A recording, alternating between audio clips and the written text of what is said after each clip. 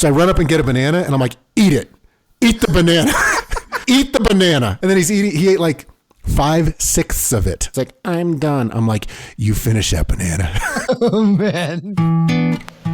Okay, so record the intro now. So what is Milkless? Because I think we start with the name. Two dads, we love our kids, but then we also need them to know that we're like pretty cool and it's not like a wimpy podcast. So, hey. Hey, Milkless. Hey, welcome. Hey, Milkless. Call the audience Milkless. What's up, Milkless? Matt and Max coming at you. What if that's it? That's our first take. Okay, so discipline, consequences, punishment. What are we really talking about here? We're talking about, keeping the kids in line? Are we talking about kids talking back? Everybody has that feeling where you kind of lose control of the house a little bit, where you're just like, what am I doing here? My kids aren't really listening to me.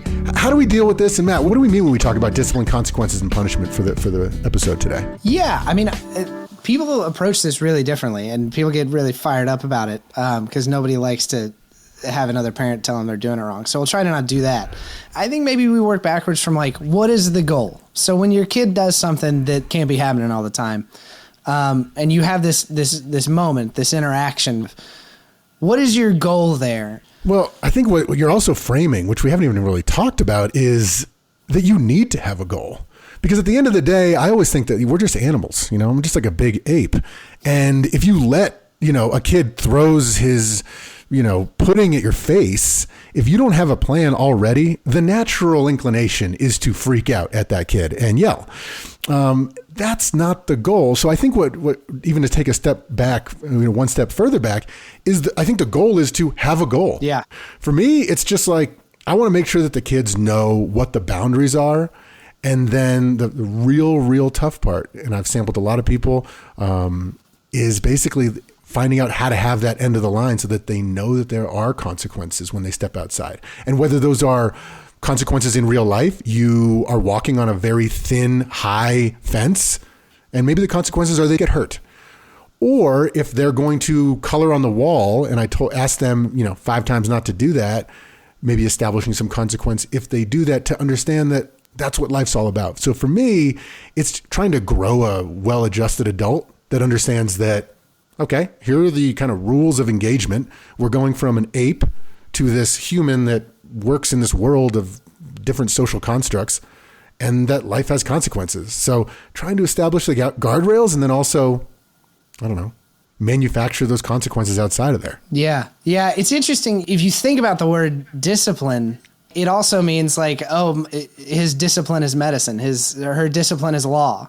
So it comes from disciple, which is a learning. But it's become a bad word where discipline kind of means spanking. So you got to kind of unpack that when you say, well, we have discipline in our home. And I'm like, but we don't spank or anything. Like, we're not, savages. Speaking of spanking, just to clear that out, I think that we both don't spank or use corporal punishment. One, just like, it's just mean, but also it just doesn't work. There are tons of studies showing that spanking does not work. It just is not an effective consequence. What you teach them is that the bigger person can hit the smaller person to get what they want. And so the incidence of kids who get spanked going and hitting other kids, and then look out when they're 17 and they're bigger than you are. Yeah.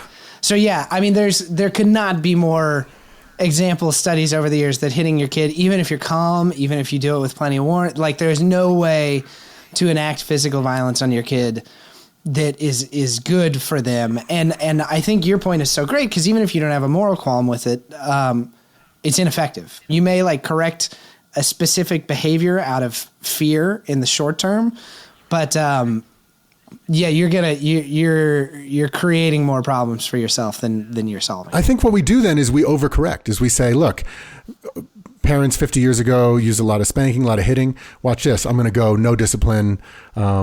And the kids are going to kind of do whatever they want. I mean, there was a 2013 study about 3 different categories. There's authoritative, which is a parenting style where the parents are nurturing, responsive, and supportive, but they set firm limits. Then there's authoritarian, high levels of parental control, but then poor responsiveness, pretty much no communication with the kid, and it's like my road or the highway. And then there's permissive, where kids can do whatever they want, explore anything. If the kid walks in and shatters a glass on purpose because it likes the sound, it's like, oh, he's exploring, that sort of thing. And the results were pretty clear that authoritarian, the dictatorship had, serious issues for the socialization of the kid in school. Permissive didn't really have an influence, but the kids, had some stress because they didn't really know what was going on. And authoritative had a positive influence on their school socialization. So that's kind of where we're getting to, where it seems like the data is saying it's good to have limits, but then love and nurturing within those limits. But then how do you enforce those limits? And everyone's been there when it's like, if you do that one more time, we're turning this car around, or hey, and then what do you do? The natural feeling as an ape is to yell, yeah, no, and you just freak out. That's not correct. So well, and I think the other thing, when you don't have a plan at that point you first made, and when you go into it angry, then whatever consequence or discipline you deliver, the goal stops being teaching and helping a kid understand why that behavior isn't gonna work, and it becomes punitive. Like, I got pudding on my face, asshole, so you're gonna feel some pain now. And kids just that's prison rules. Like, you did this, so this is gonna happen. And it breeds deviousness in kids. Like, you may get some compliance, but as soon as you're not looking, like, they're just, at that point, they're just trying to avoid getting in trouble. Because what you've taught them is to avoid the bad feeling of your punishment. And you've also taught them that you're capable of being a little bit of a dick. Yeah, it's just not ideal. I mean, what I try to do is lay down the ground rules, stay calm, not yell, and then do some sort of consequence at the end of the line. Like, especially if they're young, find something that's not super crazy to take away and put above a fridge or something. It creates. See, so this is where we get into like some interesting disagreements. Okay, yeah. Like, there are times, you're right, when the consequences make themselves. If our 5-year-old is too rough with our 7-month-old, our 7-month-old starts crying. And then our 5-year-old feels like shit, and we pick up the 7-month-old to comfort her, and they're not playing together anymore. So that kind of like takes care of itself. But I think there are times when you do have to impose the consequences. Yeah. Because it's like your kid draws on your wall. So what would you do if your older child went up and the younger child was playing with something? It was a baby toy. It's for the baby. But then the older child comes up and is like, I want this. And then grabs it. And just kind of in a quick thing. And you say, oh no, and then the baby starts crying. So you say, oh no, that was for the baby, you got to give it back. And they're like, no. And then they're freaking out. What I would do, and this has worked, it's a lot of pain. I'd try to find something maybe that, well, first of all, I'd try to do redirection and just say, look, we'll get you with this one. You use this toy, you use that toy. Would try to get through it. But every once in a while, you're going to go toe to toe and they're going to try to take you to the limit. Mm-hmm. The key for me is I try to stay calm. And then if I'll just say, look, if you do that, then I'll try to find something that isn't super devastating, but just shows that there are consequences, like this coloring book that you haven't used in 4 days. Oh, then I'm going to put your coloring book above the fridge. If you don't give that back, okay, I'm going to count to 3. You have 3 seconds. 1, 2, 3. And then I'll slowly pry it from their hand. The prying from the hands is, I've been there, but like that shit, nothing makes my 5-year-old madder. Yeah. Than that. Because again, what you're telling them in that moment is, I'm stronger than you, so I'm going to take this. But I feel in post-game analysis, as long as you take it in a calm manner and you've given an explicit warning, letting them know, here's what's going to happen, and blah, blah, blah, you take it away, you put the silly coloring book from 4 days ago above the fridge, consequences are done, and you let them cry and you can comfort them and say, yep, no, that's what happened. Yeah. And you sit with them and you can, whatever.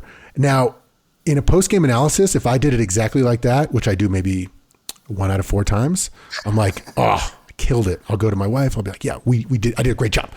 And then that child will have great, what's the word? Not like they'll act great for the next like month or two. If they do the same thing again, I'll say, hey, can we give that back? Then the give back will happen because they know that there are consequences. Now, some other times when you're kind of stressed or this or that, it happens quicker. Maybe you're using a loud voice and the pry is more like a rip. Yeah. In post-game analysis, I will acquiesce and say, yeah, I messed up on that one. We've talked about this. Like, neither of us ever hit our kids, but when we're really mad, what we find ourselves doing is you just do things so fast.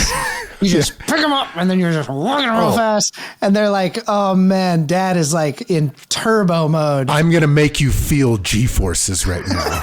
I'm going to pick you up and move around this corner and show you that I'm like a little Tron car that can take a 90-degree angle so fast. You get into that, like playing with that boundary of like, I'm bigger and stronger than you are, so here's what's going to happen. So I think one of the things that helps me a lot in moments like that, and again, a lot of times we're talking about ideals here. A lot of times the ideal way to handle something takes time, and you don't always have max time. But to me, it's like if my 5-year-old took something from the baby, she knows she's not supposed to do that. She knows she wants to have a good relationship with the baby. She knows that she wants to have a good relationship with me. If I say give that back and she doesn't do it, it's because she can't right in that moment. And she can't for whatever reason because she is not doing okay. Yeah. Like whether it's that she sensed my anger, even though I was really trying to like be calm, kids they can tell. Yeah. What's up, Dad? I said something in the calmest voice the other day, and my 5-year-old was like, why are you mad? And I was like, shut up. Yeah. I'm not mad. They know. They know. But anyways, so I think if you were able to go to your older kid, the transgressor, and say, you're having a hard time. Are you doing okay? Do you want a hug?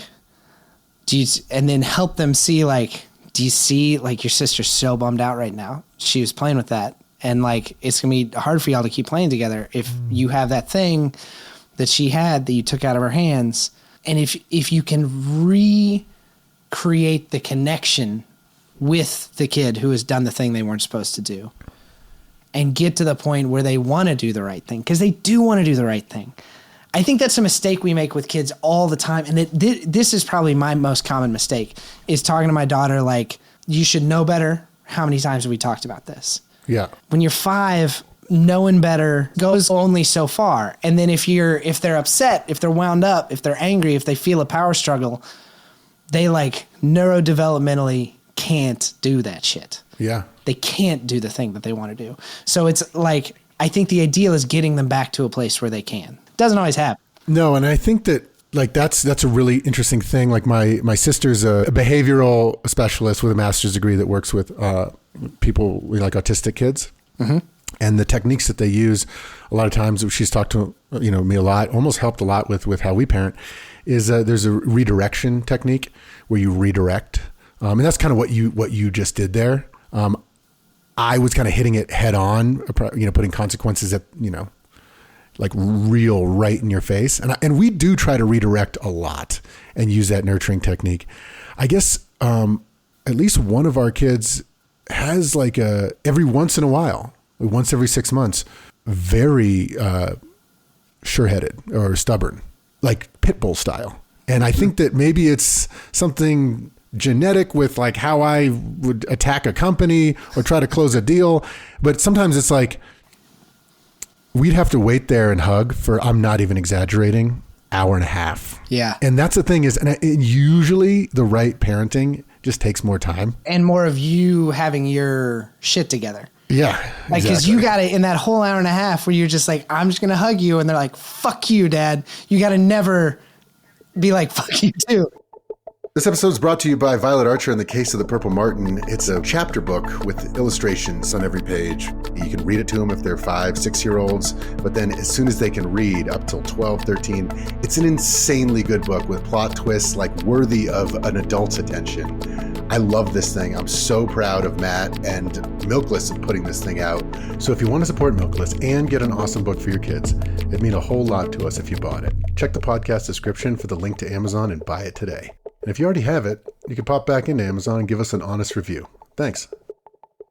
Would you say that always works with your older child? Like what's the worst one? Does it ever they just insist on not acquiescing? So my daughter for a while went through this phase where she would barely touch her dinner because she just was too interested in other things. This is maddening. This is like a lot of our conflicts are around eating because she just won't eat. And then we'll get in bed. We'll get all ready for bed. We'll read stories. I'll sing songs. And then like right when it's time to go to sleep. Oh yeah.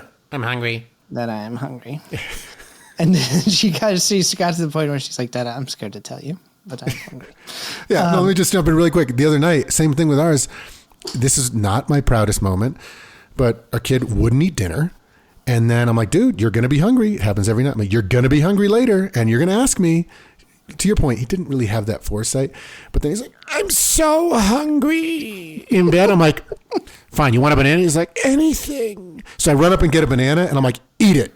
Eat the banana. I'm like, eat the banana. I'm like, oh, and in retrospect, no. I was like, and then he ate like 5/6 of it. There's 1.5 more bites. He's like, I'm done. I'm like, you finish that banana. He's in his bed.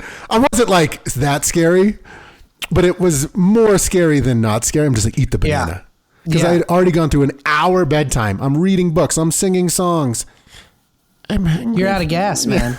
You're out of fucking gas. Well, that's the thing. When you get mad, it slips into the punitive. Because, like, what is he learning from finishing a banana he doesn't want? Yeah. It's just like, no, you have made my night shitty, kid. Finish your goddamn banana. All right. So we went, like, she was doing this every night. And I was like, I got to figure out a way to break it. And so there was one night where I was just like, once we get in this room, we're not leaving the room. And I checked in with her so many times at dinner, and she does do things to avoid sleep.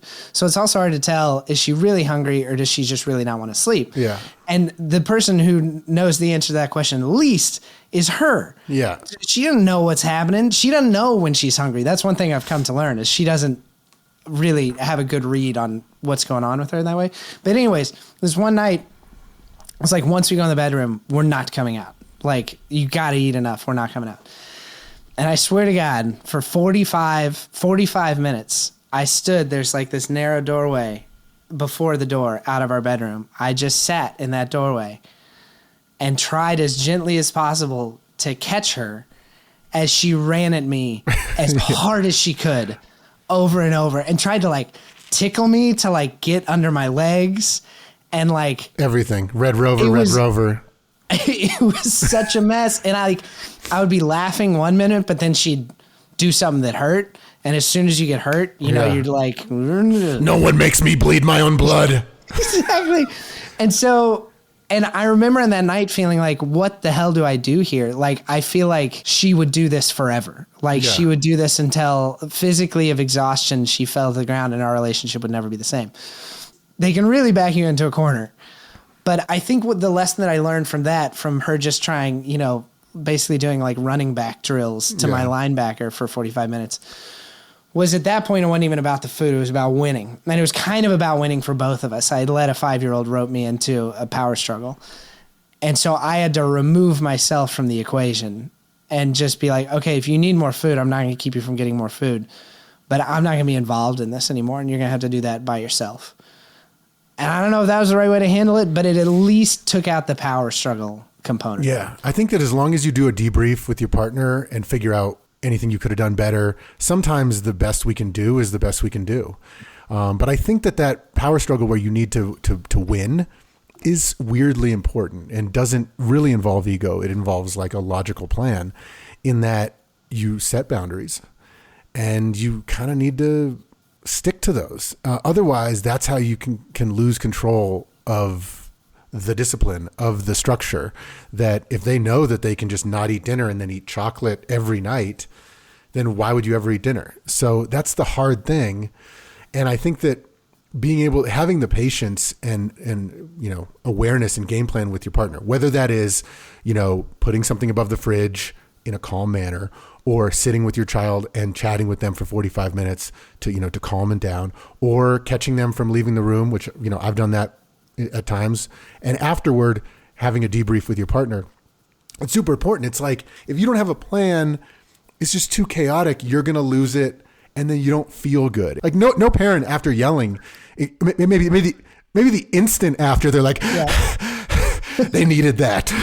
Sick burn, motherfucker. Well, 1 hour later, the parents are like, yeah, even if they don't admit it, that doesn't feel good. So having that plan, I think, is important. So, Matt, what would you say to parents out there who maybe are feeling, what we're feeling at some points where, man, it's just like overwhelming, or maybe they don't have control of, their kids, and they feel like the kids can do whatever they want. Like they can interrupt you while you're chatting with your partner, and you just have to talk to them at that exact moment, even if you're talking about something important and you haven't talked to your partner in 24 hours.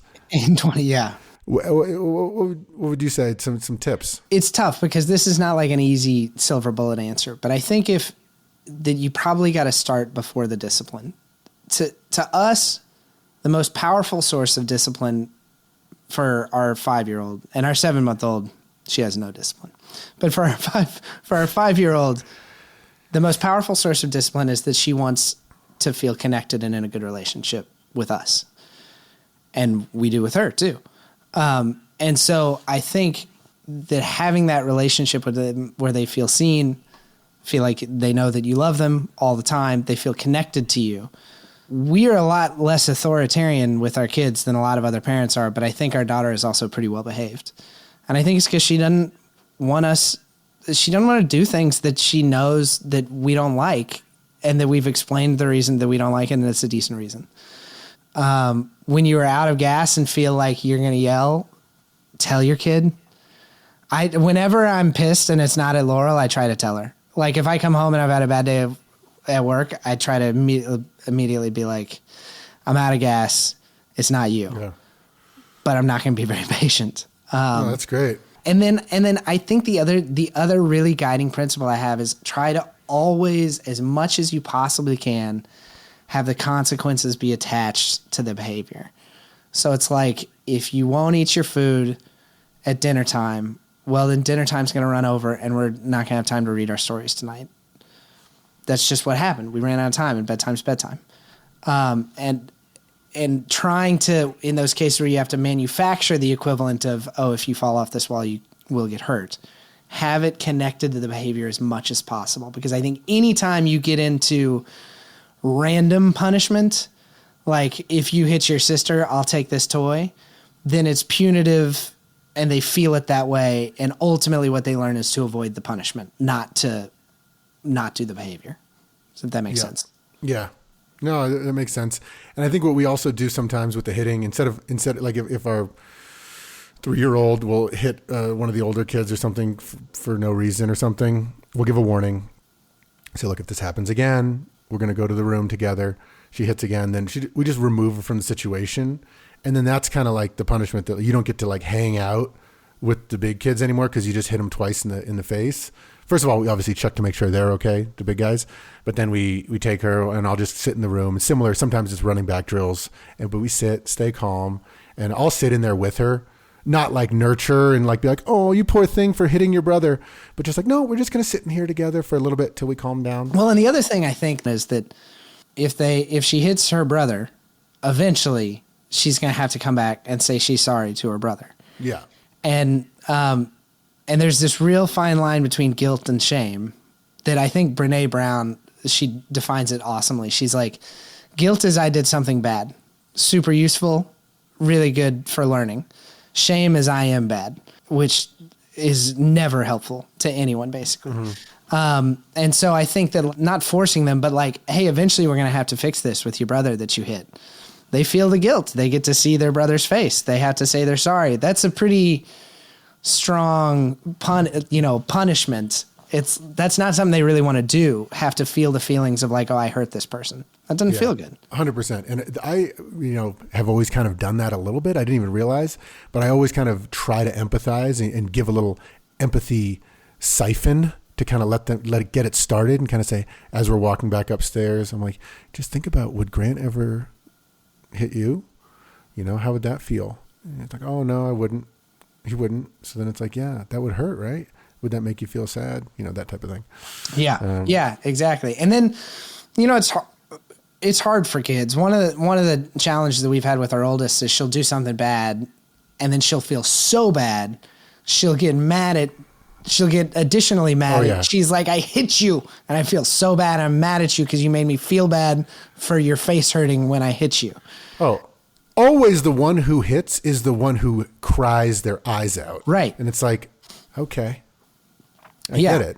But it's better. It's better than them hitting and being like, yep. Right.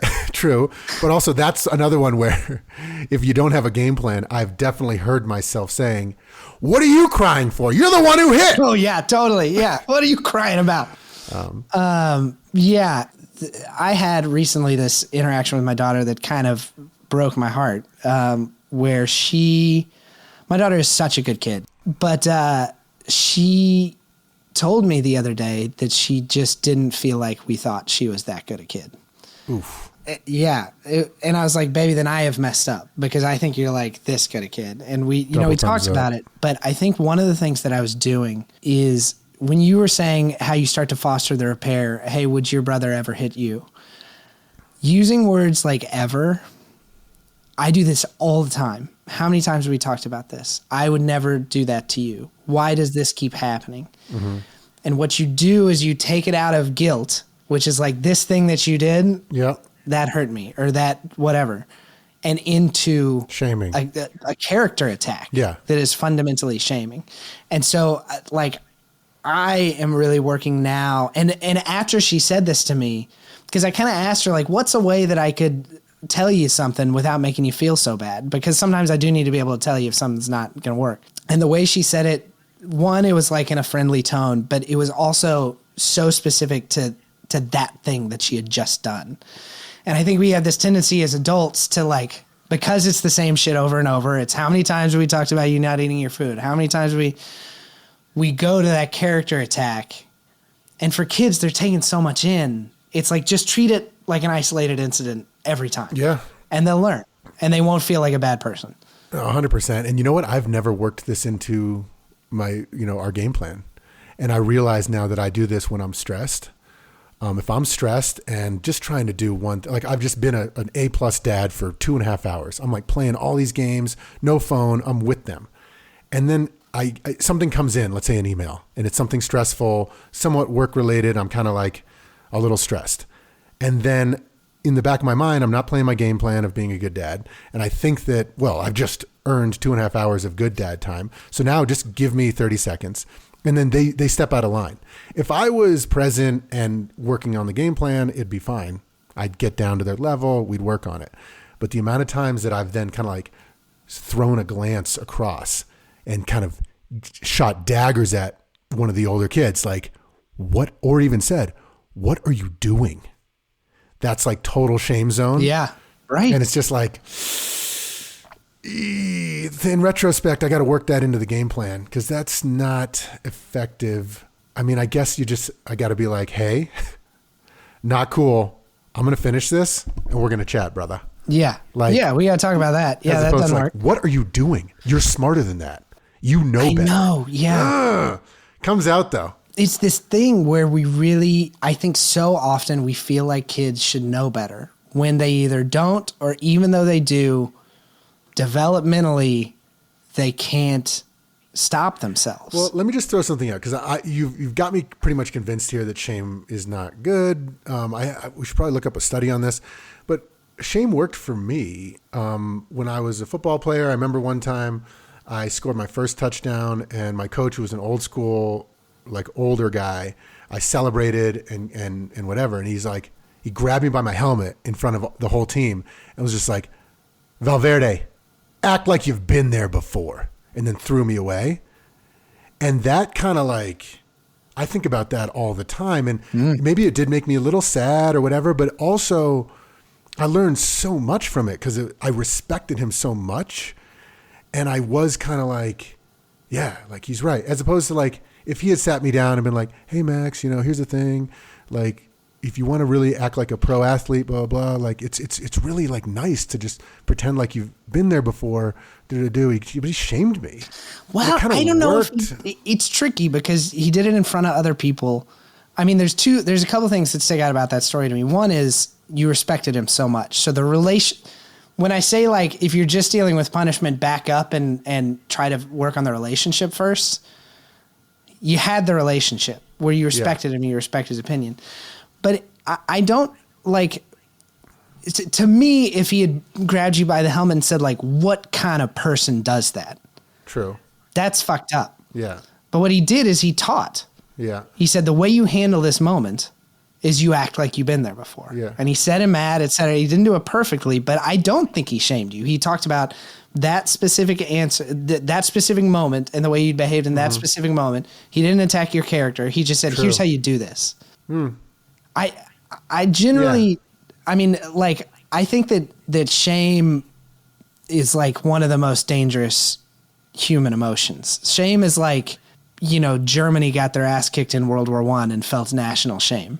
Yeah. Like, I just think shame is a scary road to go down. But I think guilt is a natural thing to feel and a really good behavioral corrective. You do something, you hurt somebody, you feel bad for that thing. It's the act that is not good. It's never like, why would you do something like that? Like, you're better than that. Because then you're not just addressing this specific thing that happened. You're dredging up. You're saying you as a person is this bad? It's almost like it's inevitable that you were going to do that because, like, I didn't realize you were such a shitty person. Yeah. Oh, you just can't eat food. I guess you just never, every night, just will never figure out food. Yeah. And that's how you give your child an eating disorder. Yeah. What about you? What do you feel like has worked really well for you? Yeah. You know what? I think everybody's going to be different, but really I'd say it's all about having a plan where you and your partner are on the same page on how you're going to create structure, create discipline, handle bedtime, handle dinner time, handle acting out, and then creating a feedback loop where you chat about it after. Everybody's got different techniques. You know, you meet with other parents, you listen to this podcast, listen to other ones, and there's good ones, there's different ones, and you and I differ in some of how we do it. But I think what we both do is we make a plan with our partner, and then you have a post-game analysis, because knowing who you want to be, I think, is more important even than like acing it all the time. Because if you don't have that feedback loop afterward with yourself or your partner where you say, how'd we do today? Yeah. Oh my gosh. The kid was a effing tyrant tonight. I cannot believe that. We handled it well. I'm stoked about how we handled it. I think we're going to be good going forward. Or, dude, I totally fucked it up. Like, I can't believe I said that. I can't believe I did that. Parents mess up all the time. Parenting is so damn hard. But knowing when you step out of line as a parent is like, oh man, I slammed the table. I've hit the table like twice where I like hit the dining room table and say, we don't do that here in this house. Like when someone like did something totally heinous. Well, then I did something heinous on top and hit the dining room table. It's like, what am I doing? Yeah, I slammed a wall. She punched me in the balls unprovoked. And I slammed the wall and I yelled, fuck. Well, and this gets to, because I agree with you that I have a plan, but you know that famous Mike Tyson quote, everybody got a plan until they get punched in the face. Exactly. So we're going to have an upcoming episode that's about rage, that's about anger and dealing with anger as a parent, because I do think that's the second half to that equation. Have a plan, but then also have the tools to keep yourself in a place personally, the same way that the kid has to be in a place where they can follow the rules. You got to be in a place where you can execute the plan and not slam the wall. Right. And the plan needs to be constantly adapting. Just like I just learned about shame. I'd never really even thought about shame as working it into the plan. I'm working it in.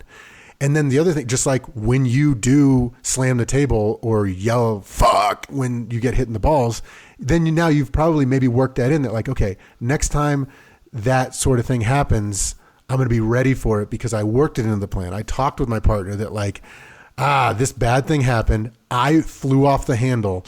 It wasn't cool. Like maybe next time or whatever. Yeah. And then next time, maybe you do it again, but then you debrief again, chat through it. So and repair. And when you fuck up, not only debrief with your partner, but when you feel like you've really botched it on the discipline front, repair that with your kid. Yeah. Otherwise they'll start to feel that authoritarian vibe in that, look, whoa, mom and dad don't play by the same rules. Yeah. Interesting. I'm not allowed to hit, but then when they hit the table, they're not going to apologize, it's super important that when you step out of line that you also, come clean on it and follow the same rules you're making your kids follow. Yeah. And I like that you always acknowledge how often you fuck this up. That's equally true. So often I go back and I'm like, oh man, I handled that terribly. Yeah. I think that's the most important thing is just knowing when you step out of line and don't sugarcoat it with yourself. But when you fuck up, what you tell yourself is, I didn't do that well. Yeah. What you don't tell yourself is, I am a bad parent. Nice. Love it. If you're going to hit him, use a phone book though, because then there's no one perusing, I thought it was a potato in a sock. A potato, that's the code red, right? Or Gomer Pyle and Oh, yeah. maybe or no, bar of soap in a sock. Gomer Pyle and full. Yeah, but then that's also, you can't handle the truth. That's A Few Good Men too, don't they? Brought to you by Violet Archer. I like it because they're solving the case.